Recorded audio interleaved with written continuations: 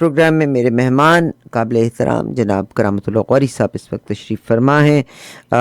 یقیناً محرم کا مہینہ اللہ تبارک و تعالی میرے پہ اور آپ پہ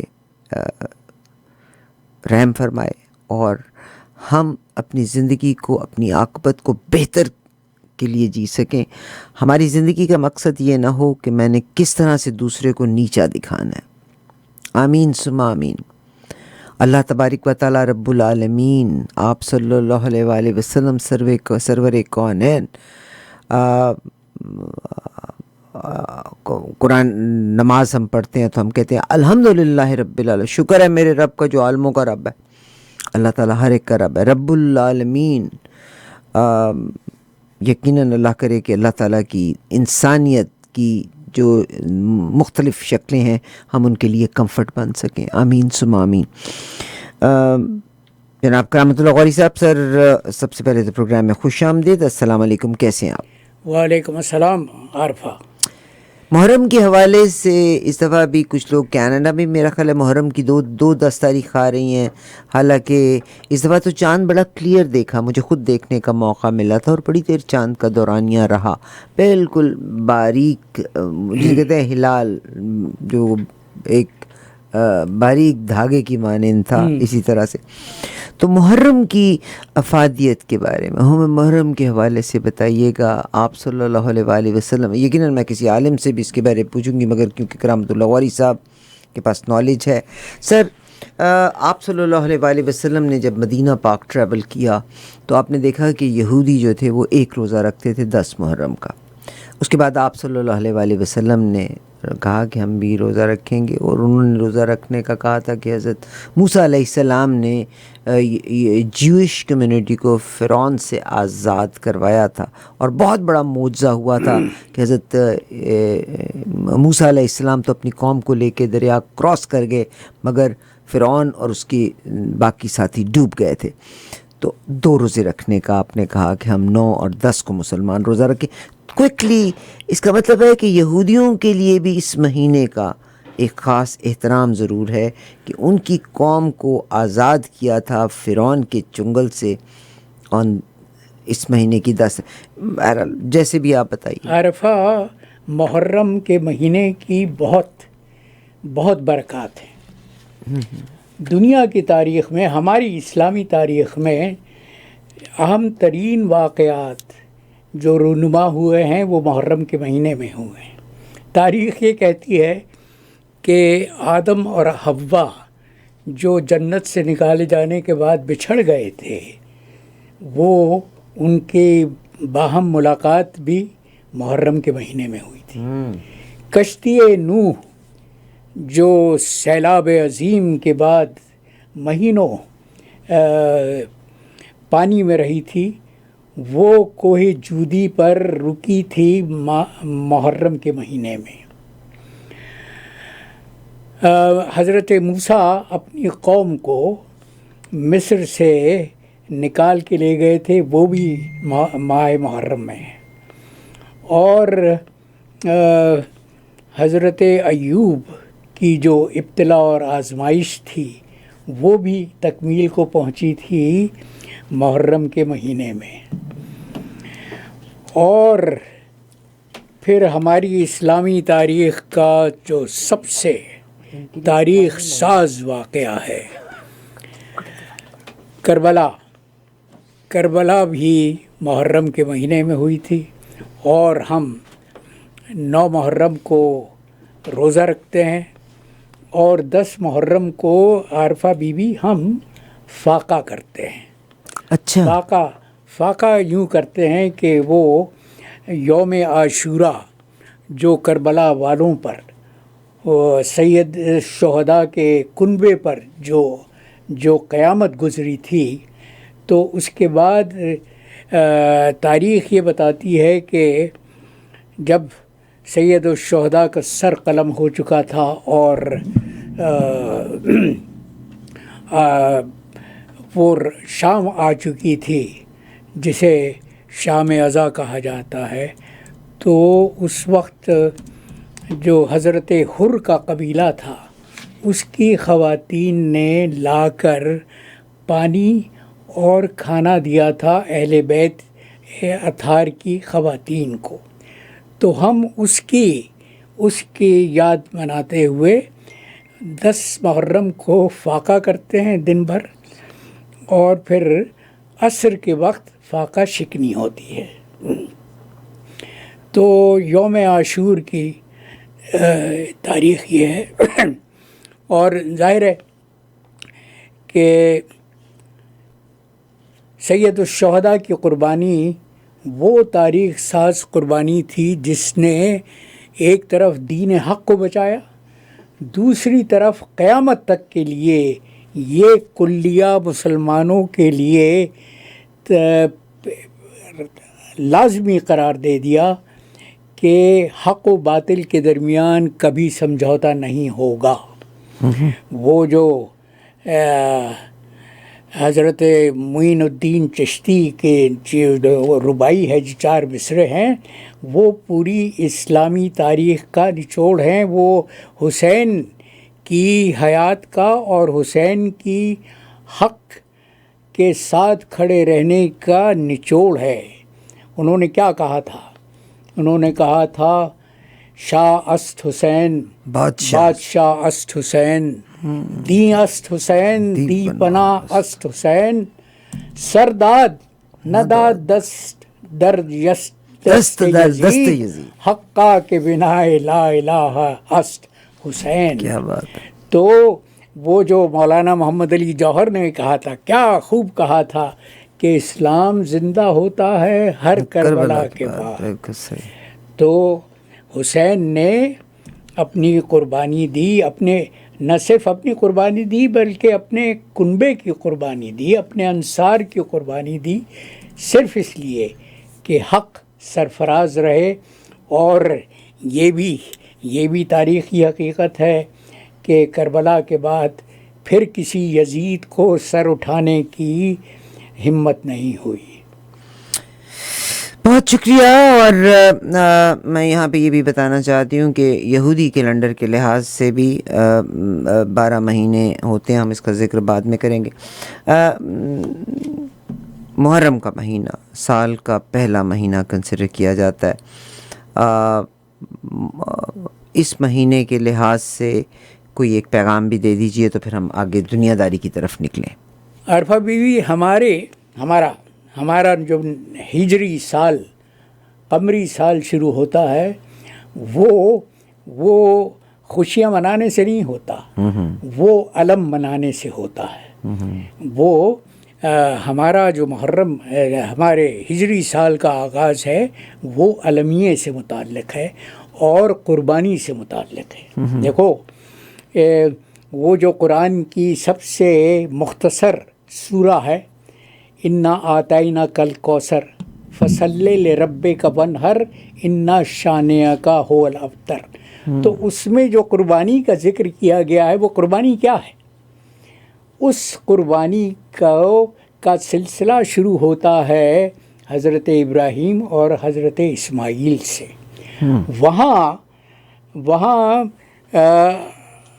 ابراہیم سے یہ کہا گیا کہ اپنے بیٹے کی قربانی دو، اور اس کے بعد انہوں نے جس ثابت قدمی کا مظاہرہ کیا اور بیٹے کو ذبح کرنے کے لیے آمادہ تھے، تیار تھے، تو اس قربانی کو اس وقت خدا نے دمبے سے بدل دیا. لیکن دمبا ذبح عظیم نہیں ہے. ذبح عظیم وہ قربانی ہے جو سیدنا حسین نے یوم عاشوراء 10 محرم کو کربلا کے میدان میں دی. تو ہم اس قربانی نے حضرت ابراہیم اور اسماعیل کی قربانی کو ذبح عظیم میں بدل دیا. تو یہ جو تصور ہے نا عام مسلمانوں کے ذہنوں میں کہ قربانی وہ قربانی ذبح عظیم صرف اسماعیل کی قربانی تک ختم ہو گئی تھی، نہیں، وہ تکمیل ہوئی ہے سیدنا حسین کی قربانی پر یوم عاشوراء. بہت شکریہ جناب کرامت اللہ غوری صاحب. یقیناً آپ کے علم کے مطابق ہم نے فائدہ لیا. بہت سارے کنفیوژن میرے دماغ میں آتے ہیں، شاید میرا دماغ تھوڑا نیسٹی مائنڈ ہے. آپ کو پتہ ہے کہ ہمارا اسلامک کیلنڈر جو ہے وہ چاند کے دیکھے سے، اور ہمارا اسلامک کیلنڈر 29 اور 30 دنوں پر مشتمل ہوتا ہے. آج میں دیکھ رہی تھی کہ جو ہیبرو کیلنڈر ہے وہ بھی 12 اور 13 مہینوں پر مشتمل ہوتا ہے، اور 12 اور 13 مہینے اگین 29 اینڈ 30 ڈیز کے اوپر ہی مشتمل ہوا کرتے ہیں. بہرحال اس کا ہم کسی اور دن ان کے بارے میں بات چیت کریں گے. سر، کل امریکہ کے جو اوول آفس ہے اس میں کینیڈا کے بارے میں جو کہا گیا، یعنی اس وقت دنیا میں جو ہلچل مچی ہوئی ہے اس کے حوالے سے جو بات چیت کی گئی کہ کینیڈا کو نیل ڈاؤن کر دیا، یعنی کینیڈا نے امریکہ کو خوش کرنے کے لیے. And Donald Trump is president of America. From the day one he is saying کہ جب انہوں نے ٹیرف بھی لگائے تو بے شمار لوگ ٹیبل کے اوپر آئے ہیں. انہوں نے میکسیکو کی پریزیڈنٹ کی بات کر لیں، آپ پرائم منسٹر کی بات کر لیں، آپ اٹلی کی بات کر لیں، مختلف لوگ جو ہیں ٹیبل کے اوپر آ کے بیٹھے ہیں. اور اگین پاکستان کی طرح سے اٹ لکس ویری ڈیوائیڈڈ. اگر ہم اپوزیشن کا بیانیہ دیکھیں تو کچھ اور کہ بھی جوڈیشری بھی اب گورنمنٹ کی ہے، اور اسٹیٹ ڈپارٹمنٹ بھی گورنمنٹ کے ہیں، اور every thing under the influence چل رہی ہے. ویئر ایز اگر ہم پریزیڈنٹ ٹرمپ ان کی ٹیم کا بیانیہ دیکھتے ہیں تو ہمیں نظر آتا ہے کہ America is making more money these days. اس کے بارے میں کیا فرمائیں گے آپ؟ بیوی دیکھو، ٹرمپ بنیادی طور پر ایک تاجر پیشہ شخص ہے، تو وہ ہر معاملے میں، ہر پالیسی میں ان کو ڈیل کی تلاش ہوتی ہے. ان کا جو پسندیدہ فقرہ ہے وہ ہے میکنگ اے ڈیل. تو وہ اپنے حالیہ دورہ خلیج میں، وہ تمہیں یاد ہے کہ پچھلے مہینے وہ خلیج کے جو تیل پیدا کرنے والے ممالک ہیں وہاں تشریف لے گئے تھے، اور وہاں ان کے ساتھ جو عہد و پیمان ہمارے خلیج کے سربراہان مملکت نے کیے وہ بھی دنیا کے سامنے ہے. تو اس اعتبار سے کہا جا سکتا ہے کہ ہاں، ڈونلڈ ٹرمپ نے آسان زبان میں یہ کہوں کہ بہت دولت سمیٹ لی ہے. اور دیکھو، ویسے بھی تیل کی دولت تو جمع کہاں ہوتی ہے، وہ تو امریکہ کے بینکوں میں ہوتی ہے نا. اس لیے کہ آج تک جو امریکہ کی معیشت کی بالادستی کا انحصار تمام تر اس پر ہے، اس بنیادی حقیقت پر ہے کہ تیل کا کاروبار آج تک ڈالر میں ہوتا ہے، امریکی کرنسی میں ہوتا ہے. اور یہ بھی تاریخ ہے. میں بتاتا چلوں کہ جس عرب سربراہ نے یہ کوشش کی کہ ڈالر میں تیل کا کاروبار نہ ہونا چاہیے، اس کو امریکہ نے جڑ سے اکھاڑ کے پھینک دیا. ہماری تاریخ ہے کہ صدام حسین نے یہ نعرہ لگایا تھا کہ وہ تیل کا کاروبار ڈالر میں نہیں کریں گے. ان کا کیا حشر ہوا؟ لیبیا کے معمر بھٹو صاحب کی بات کر لیں، پاکستان کی معمر قذافی نے یہی نعرہ لگایا تھا. لیبیا کا کیا حشر کیا گیا؟ وہ ریاست لیبیا جو معمر قذافی کے دور میں دنیا کی بے مثال ریاست تھی، جس میں تیل کی دولت کی بنیاد پر جو تقسیم ہوتی تھی، تو لیبیا کے عوام دنیا بھر میں سب سے زیادہ خوشحال افراد تھے. لیکن معمر قذافی کا تختہ الٹنے کے بعد لیبیا کا حشر کیا کیا گیا؟ لیبیا کا حشر یہ ہے کہ آج تک لیبیا دو گروہوں کے درمیان بٹا ہوا ہے. دونوں آپس میں رسہ کشی کر رہے ہیں. لیبیا کے عوام کا وہ سکھ چین جو معمر قذافی کے دور میں تھا، وہ اب تاریخ پارینہ ہو چکی ہے. بہت شکریہ، مگر مجھے افسوس ہے کہ آپ کو بھٹو صاحب کا بھی ذکر کرنا چاہیے تھا. ہی واز دا مین جس نے 70s میں اسلامک سمٹ کی تھی، مسلم ممالک کو اکٹھا کیا تھا. ہی واز دا مین جنہوں نے دا بلیک گولڈ کا ذکر کیا تھا، وچ از بلیک گولڈ تیل کا ذکر کیا تھا. اینڈ ہمیں اپنی تاریخ میں بعض اوقات اگر ہم نے غلط بھی کیا یا غلط بھی ہوا تو ہمیں ان لوگوں پہ جنہوں نے کوئی اچھی بات اراؤنڈ دا ورلڈ کی ہو اس کو ذکر ضرور کرنا چاہیے. بی بی انہوں نے ذکر ضرور کیا تھا، لیکن اس کے بعد جو ایک مثال تمہیں دینی چاہیے وہ ملک فیصل کی ہے. وہ ملک فیصل سعودی عرب کے حکمراں تھے جنہوں نے 1973 میں پہلا آئل ایمبارگو لگایا تھا. ان کا کیا حشر ہوا، ان کا کیا انجام؟ نہیں سر میں مانتی ہوں، مگر بھٹو صاحب نے بھی بھاری قیمت چکائی. آپ عیدی امین کی بات کر لیں، آپ کرنل قذافی کی بات کر لیں، آپ بھٹو صاحب کی بات کر لیں، آپ شاہ فیصل کی بات کر لیں، یہ 5 نام تھے جو سر فہرست تھے. They all paid price. Anyways we are not into it.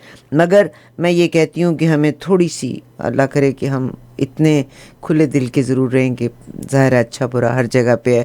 اگر کسی نے دنیا میں کچھ اچھا کیا، ابھی آپ نے سر ذکر کیا کہ دنیا کے کسی بھی حصے میں بھی جب آئل کی تجارت ہوتی ہے تو امریکن ڈالر میں ہوتی ہے. ایران بہت ساری سینکشن میں سے گزرا. چائنا میں اگر آپ چلے جائیں تو ہم اپنا ویزا کارڈ استعمال نہیں کر سکتے، مگر اتنی سینکشنز امریکہ پہ کی ہونے کے باوجود ایران سے انڈیا نے بہت سا تیل خریدا، ڈالر میں نہیں خریدا.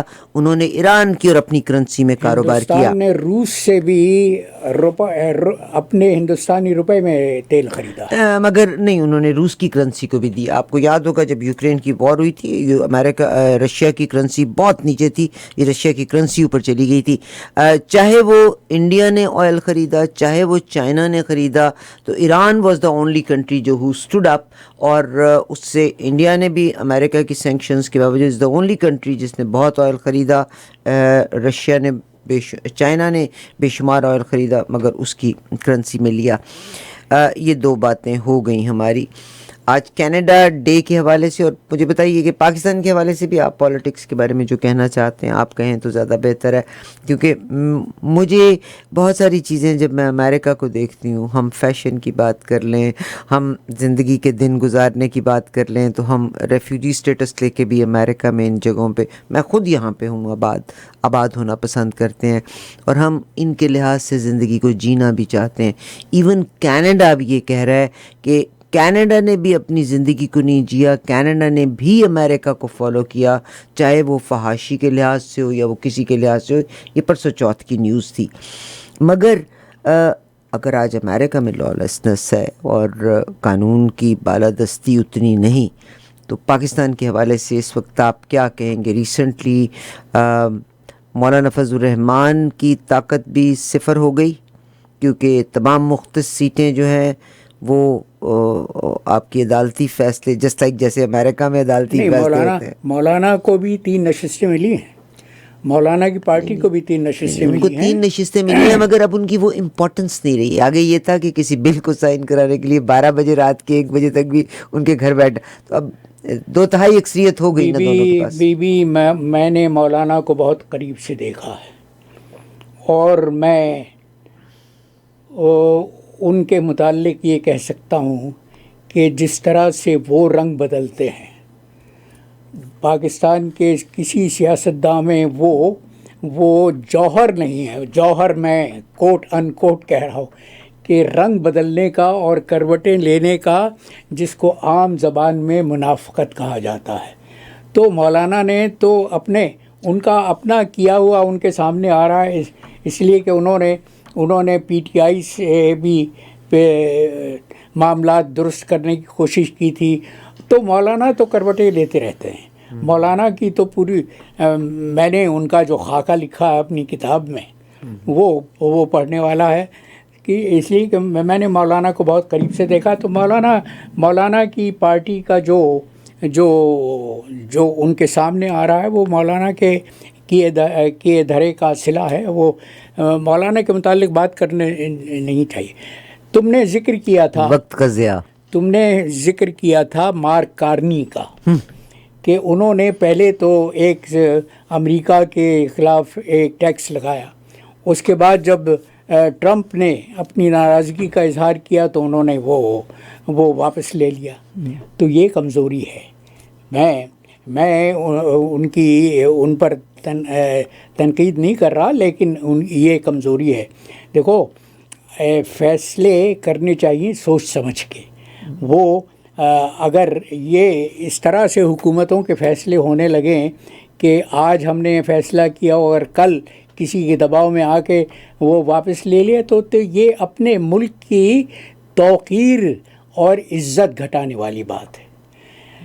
آج ایک معاملہ جس پر میں گفتگو کرنا چاہتا ہوں خاص طور پہ، تمہیں معلوم ہے کہ کل تھائی لینڈ میں کئی دن سے وہاں کی وزیر اعظم کے خلاف عوامی احتجاج ہو رہا تھا. آج اس نے ریزائن کیا. عوامی احتجاج نہیں، ریزائن نہیں کیا. وہاں پر بھی ایک کانسٹیٹیوشنل کورٹ ہے. وہ کورٹ بنوانے والی تھائی لینڈ کے جرنیل ہیں. اس لیے کہ تھائی لینڈ کی تاریخ یہ ہے بی شاید تمہیں معلوم نہ ہو کہ دوسری جنگ عظیم کے بعد سے لے کر تھائی لینڈ میں 13 بار فوج نے بغاوت کی ہے، کو دیتا جس کو کہا جاتا ہے. تو تھائی لینڈ کو یہ کوٹ ان کوٹ اعزاز حاصل ہے کہ اس نے گزشتہ 80 برس میں 13 بار کو دیتاز کیے ہیں. اور وہاں عالم یہی ہے کہ فوج کی بالادستی ہے، اور فوج نے موجودہ جو آئین ہے تھائی لینڈ کا، وہ فوج نے باقاعدہ سبوتاژ کر دیا، منتخب کر کے نہیں وہ جو موجودہ آئین ہے وہ اس وقت لکھا گیا تھا جب فوج کے منتخب کردہ اراکین نے یہ آئین وضع کیا تھا. اور موجودہ وزیر اعظم کے خلاف ان کو کیا شکایت ہے؟ شکایت یہ ہے کہ مئی کے مہینے میں ایک وہ تنازع ہوا تھا کمبوڈیا کے ساتھ. کمبوڈیا کے ساتھ تھائی لینڈ کا سرحدوں کا مسئلہ بہت پرانا ہے، بہت عرصے سے چل رہا ہے. اور اس مئی کے مہینے میں جب یہ معاملہ پھر سے گرم ہوا تو تھائی لینڈ کی وزیر اعظم اور کمبوڈیا کے لیڈر ہان سین، وہ بڑی تاریخ ساز شخصیت ہیں، میں ان سے ملا ہوا ہوں. اس لیے کہ وہ جب کمبوڈیا کی آزادی کی جنگ لڑ رہے تھے تو وہ بیجنگ میں مقیم تھے، اور کمبوڈیا کا سفارت خانہ ہمارے سفارت خانے کے پڑوس میں تھا. تو میری ان سے کئی بار ملاقات ہوئی تھی. وہ بہت وہ ان شخصیات میں ہیں جن کے متعلق کہا جا سکتا ہے کہ قد آور شخصیات ہیں. تو یہ جو ٹیلی فون پر گفتگو ہوئی تھی تھائی لینڈ کی وزیر اعظم اور ہان سین کے درمیان، جس کے دوران تھائی لینڈ کی وزیر اعظم جو نوجوان ہیں، 37 برس کی عمر ہے ان کی، انہوں نے ہان سین کو ان کے مرتبے اور رتبے اور عمر کے لحاظ سے ان کو انکل کہہ دیا تھا، چچا کہہ دیا تھا. اب جو عوامی احتجاج ہے وہ اس بات پر ہے کہ تھائی لینڈ کے عوام یہ سمجھتے ہیں کہ انہوں نے ہان سین کو چچا کہہ کر تھائی لینڈ کی بے عزتی کی، بے توقیری کی اور اس کے رتبے کو گھٹایا. یہ سارا معاملہ ہے. کل کانسٹیٹیوشنل عدالت نے، آئینی عدالت نے تھائی لینڈ کی وزیر اعظم کو 15 دن کے لیے معطل کر دیا ہے. ان کو موقع دیا گیا ہے کہ وہ اپنی صفائی میں جو کچھ کہنا چاہتی ہیں وہ 15 دن کے دوران تیاری کر لیں، اور اس کے بعد پھر ان کو آئینی عدالت کے سامنے پیش کیا جائے گا، اور آئینی عدالت فیصلہ کرے گی کہ وہ اپنے عہدے پر برقرار رہ سکتی ہیں یا نہیں. بہت شکریہ. بالکل. ایک بات اور میں کہنا چاہوں گا کہ ہمارے اس تاریخ میں اور پاکستان کی جو تاریخ ہے، جو پاکستان کا آئینی اور سیاسی بحران ہے، اس میں بہت مماثلت ہے. بہت شکریہ. کہا یہ جاتا ہے کہ سینیٹرز کی درخواست کے اوپر یہ فیصلہ کیا گیا اور وہ فون کال لیک ہوئی. ظاہر ہے کوئی نہ کوئی ادارے تو وہاں بیٹھے ہوئے تھے جنہوں نے اس فون کال کو لیک کیا تھا، اور تھائی لینڈ کی جو بھی صورتحال ہو، رجیم چینج اگر امریکہ میں، اگر ایران میں بھی ہو سکتا ہے، عراق میں بھی ہو سکتا ہے، لیبیا میں بھی ہو سکتا ہے، یمن میں بھی ہو سکتا ہے، سیریا میں بھی ہو سکتا ہے، تھائی لینڈ میں بھی ہو سکتا ہے. واٹ کین وی سے؟ میرا تو اپنا ملک بھی اس کی قیمت چکا رہا ہے. مگر وہ یہ کہتے ہیں کہ انہوں نے، ان کی جو فون کال لیک ہوئی ہے اس میں یہ کہا گیا ہے کہ انہوں نے ملک کے ساتھ غداری کی ہے، ان سے ریزائن کرنے کا کہا گیا تھا، انہوں نے ریزائن کرنے سے انکار کیا. الٹیمیٹلی کورٹس انوالو ہوئے اور انہوں نے کہا جب تک اس کی تحقیقات ہوتی ہیں وہ معطل رہیں. ٹھیک. یہ جو شنواترا کنبہ ہے اس کی تاریخ بہت دلچسپ ہے، اور اس میں بھی اور پاکستان کے جو اشرافیہ ہے اس میں بڑی مماثلت ہے. ان کے یہ موجودہ جو وزیر اعظم ہیں 37 سالہ، ان کے باپ تقسیم شناوات کا تختہ الٹا گیا تھا 2006 میں. اس کے بعد انہیں 2008 میں جلا وطن کر دیا گیا. انہوں نے 15 سال دبئی میں گزارے. 2023 میں وہ وطن واپس لوٹے. اب ان کے خلاف بھی مقدمہ چل رہا ہے، اور ان کے خلاف مقدمہ چل رہا ہے اس بنیاد پر کہ 2015 میں جب وہ دبئی میں مقیم تھے، انہوں نے جنوبی کوریا کے ایک اخبار کو انٹرویو دیا تھا جس میں الزام کے بموجب تھائی لینڈ کے سربراہ مملکت جو بادشاہ ہیں ان کی توہین کی گئی تھی. ان پر اس الزام میں مقدمہ چلایا جا رہا ہے. تو یہ جو شنواترا خاندان ہے اس کی اور ہماری اشرافیہ کے جو خاندان ہیں، دو ہی خاندان ہیں، ان میں بڑی مماثلت ہے. بہت شکریہ کرامت اللہ غوری صاحب. مطلب وہ کہتے ہیں نا کہ میرا تو، آپ تو خیر بہت علم والے ہیں، میرا تو بڑا کم علم ہے، مگر مجھے یوں لگتا ہے کہ پوری دنیا میں آپ امریکہ کی بات کر لیں، آپ کینیڈا کی بات کر لیں، بلینرز کی حکومت ہے. ٹھیک ہے، ہم ہر جگہ پہ پاکستان کا ذکر کرتے ہیں، ہم صرف پاکستان کا تذکرہ کرتے ہیں، اور میرا دل چاہتا ہے کہ ہم پاکستان کے عام عوام کو حقائق سے روشناس کریں کہ چاہے وہ پاکستان ہے، چاہے وہ کینیڈا کی بات کر لیں، چاہے آپ سعودی عربیہ کی بات کر لیں، پوری دنیا پہ وہی اولیگارکس جو ہیں، امیر ترین بلینرز کی حکومت ہے. اور تو پھر پاکستان تو ایک چھوٹا سا ملک ہے، مگر پاکستان نے بہت زبردست سٹینڈ لیا. یہ جو ایپیسوڈ ہوا ہے بٹوین ایران اینڈ اسرائیل کے درمیان، وی مسٹ اپریشیٹ دیٹ. آج ایران اس کو اپریشیٹ کر رہا ہے، تو پاکستان سے باہر رہنے والے ہر پاکستانی کو اس کو اپریشیٹ کرنا ضرور چاہیے. وہ ہم کرتے ہیں، اور اس میں ہمارے دفتر خارجہ نے جو کردار ادا کیا ہے وہ قابل تعریف ہے. ہمارے ہر ڈپارٹمنٹ نے کیا ہے. اور میں صرف ایک یہ کہتی ہوں کہ ہم دنوں تہواروں کے اوپر ترانے پڑھتے ہیں قوم کا مورال بلند رکھنے کے لیے. اللہ کرے کہ ہم پازیٹیو پکچر ضرور دکھا سکیں. محرم الحرام کے حوالے سے چند ایک اشعار اگر آپ پیش کریں تو میں بڑی مہربانی. دریا کو کوزے میں بند کرنے کا فن جناب کرامت اللہ غوری صاحب اور پروین بہن سے بہتر کوئی نہیں جانتا. نہیں، برسوں سے معمول ہے کہ میں محرم الحرام کے ایام اضحیٰ میں، ایام اضحیٰ کیا ہوتے ہیں؟ یہی ایام اضحیٰ وہ جو یکم محرم سے 10 محرم اور 13 محرم تک. اچھا 13 محرم تک، اس لیے کہ وہ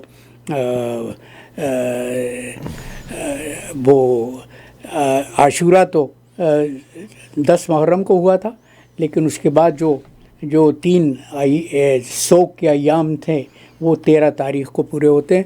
تو میرا برسوں سے معمول ہے کہ میں ان ایام اضحیٰ میں روز قطع کہتا ہوں اور سلام بھی کہتا ہوں.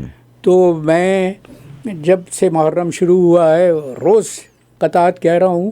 آج جو میں نے قطع کہا ہے وہ پیش کر دیتا ہوں. ارشاد پلیز.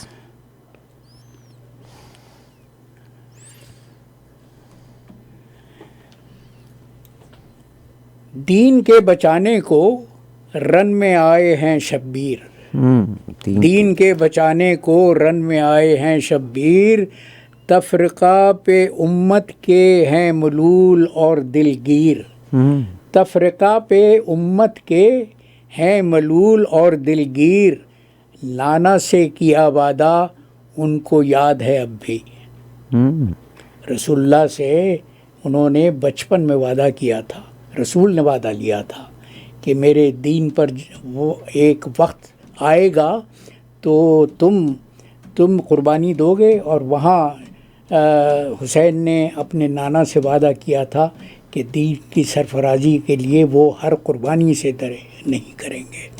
نانا سے کیا وعدہ ان کو یاد ہے اب بھی، سرفراز حق ہوگا سر پہ گر چلے شمشیر، بہت سرفراز حق ہوگا سر پہ گر چلے شمشیر، دین کے بچانے کو رن میں آتے ہیں شبیر۔